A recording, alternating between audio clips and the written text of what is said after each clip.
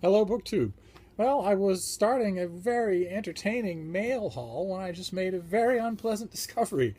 I got a phone call. I never get phone calls. I got a phone call in the middle of filming the video, and when I reached over to decline the call so that it wouldn't keep ringing in the middle of my video, it stopped the video. If you interact with an incoming phone call at all on an iPhone, you cut out the video.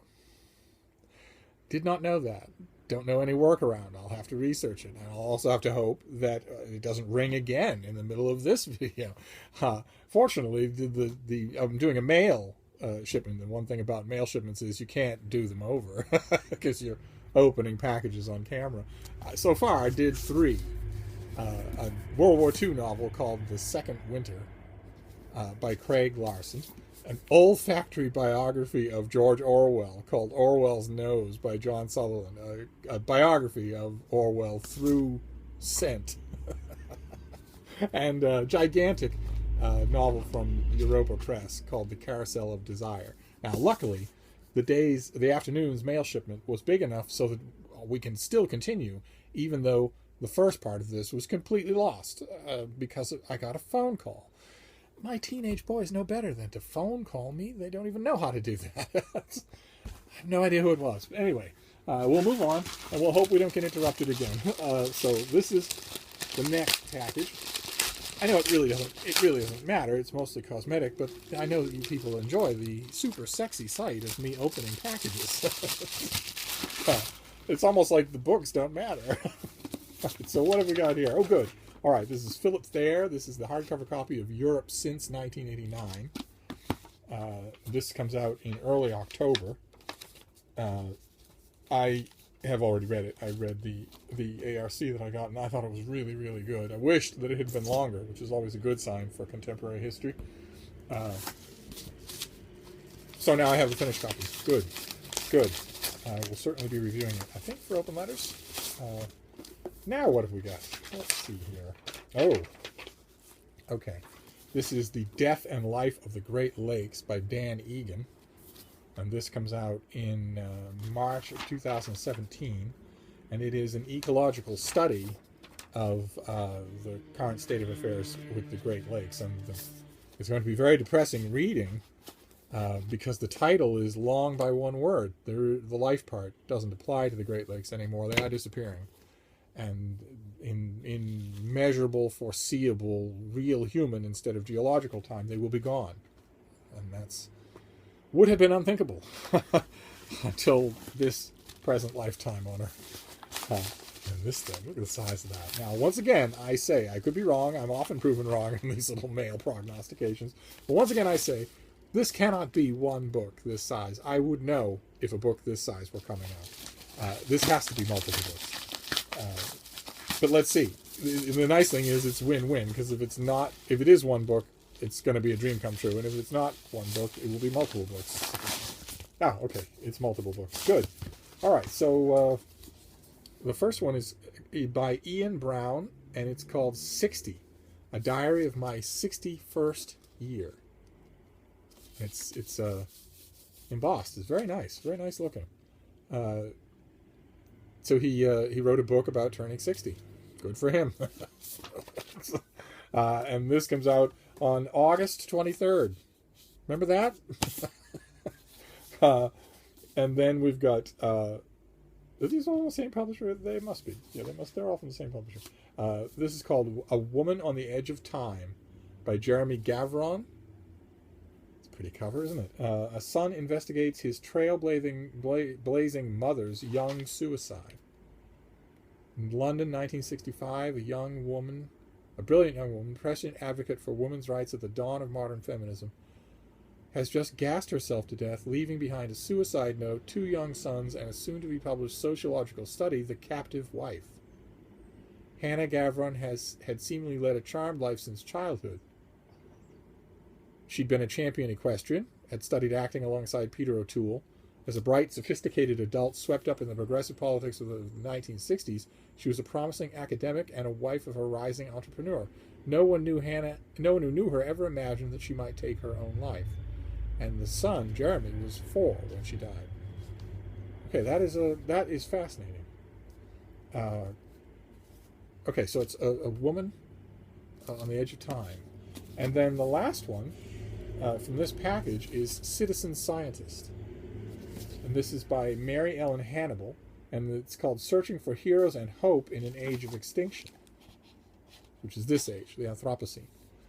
And it's, wow, okay, so it's trying to be uplifting, even in the face of all that, and it's lovely too. Okay, that was great. That's a nice big package. Now we have a box. Boxes are always good. They also usually contain multitudes.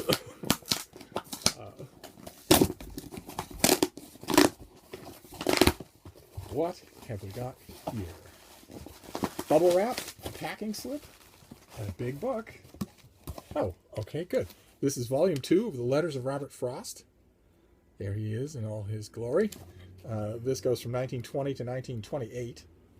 Edited by Donald Sheehy, Mark Richardson, Robert Bernard Haas, and Henry Atmore. Look at the size of this thing. Okay, very good. Somewhere I have volume 1. God help me finding it. I will have to find it. Huh. And what have we got here? There's this one. A technical difficulty. The phone cut out when I tried to shut off. It cut the video off. I'm going to have to investigate that. That caught me by surprise. Okay, this is a novel by Daniel Polensky, A City Dreaming. M is a drifter with a sharp tongue, few scruples, and limited magical ability who would prefer drinking artisanal beer and wasting time with his friends to involving himself in the politics of the city. Alas, in the infinite nexus of the universe that is New York, trouble is a hard thing to avoid, and when a rivalry between the city's two queens threatens to turn into all-out war, M finds himself thrust into the unfamiliar position of a hero. Okay. Let's take a look, shall we? I'm going to bet a little bit that he looks like a navel-gazing douchebag. Let's take a look and see. No, he looks like a quite affable young chap. So maybe this book is good. How's that for your superficial burst for the day? All right, let's move on. I don't actually judge the worth of books by the author photo. I know that's a vicious rumor floating around, but it's not true. Oh, wow. See, I love big, epic fantasy, and I don't get as much of it as I would like. This is from Peer, and it's called Judgment at Verdant Court by M.C. Plank, the third book in the World of Prime series. Which automatically makes me wonder if I have the other two. Our hero faces evil on two fronts: a friend turned murderer by the power of magic, an entire nation of murderous wolfmen. One he has to save from the vengeful clutches of the druids. Oh, they weren't all that bad. And the other from the mercenary greed of the king. But the true enemy is despair, the shame of a man who has done terrible things, and the madness of a man who is doing terrible violence.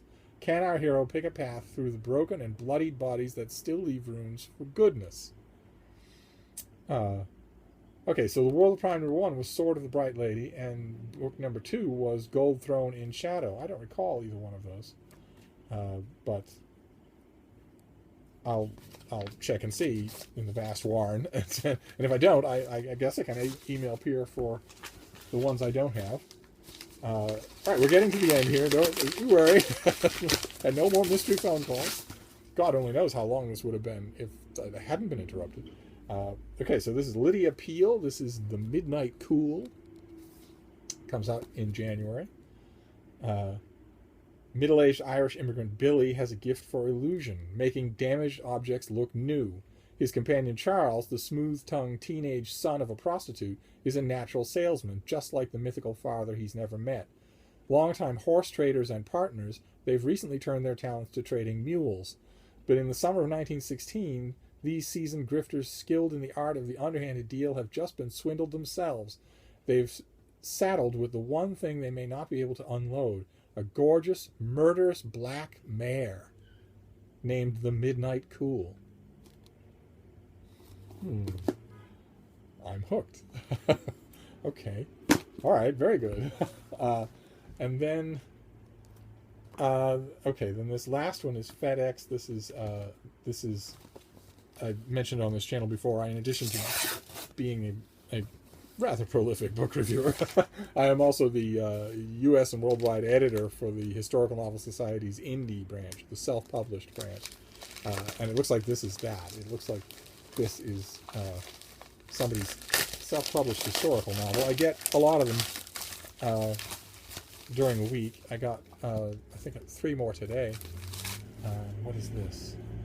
Clevenger Gold, the true story of murder and unfound treasure. This is the true story of the Clevenger family from Arizona Territory and their unfortunate events as they trekked north to Washington Territory. Okay, based on what I just told you, you can probably see the main problem. Right? It's actually right there in the title of the Historical Novel Society. The novel part.